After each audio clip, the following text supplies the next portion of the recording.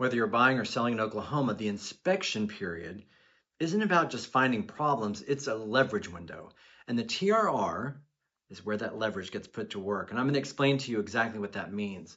So the inspection period begins on the effective date, typically 3 days after the last signature, and it runs for a set number of days, negotiated upfront, and it's usually somewhere around 10 to 15 days.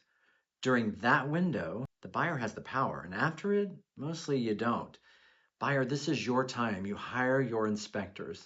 General inspection, termite, sewer scope, whatever the house calls for. But you're not just collecting a list of issues and problems, you're sorting through them. What's a deal breaker? What's worth asking the seller to fix? And what's worth a credit instead? And also, what can you just live with? Seller, you're not just sitting back waiting.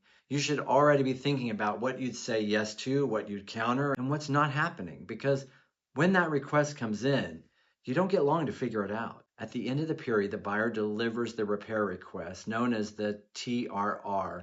It's a formal ask for treatment, repair, or replacement. Also, sometimes they can ask for a credit instead. But when that is delivered, the inspection period is considered over. The moment that TRR hits, the seller's clock starts. And it's a short one, a handful of days to respond.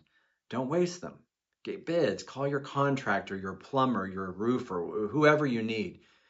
Know what those repairs are going to cost before you say yes, counter, or just refuse. Now it's the seller's move. You've got three options. Agree to everything, counter, agree to some, swap a credit, push back on the rest, or just say no. A no response is its own answer, and it's not a good one. If the two sides can't land on terms inside the response window, and the buyers can usually keep their earnest money. But buyers, if you don't get the TRR in on the timeline, you've accepted the house either as is, or you could forfeit your earnest money. It's important to know these timelines.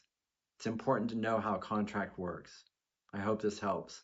I'm Jack. Follow me for more.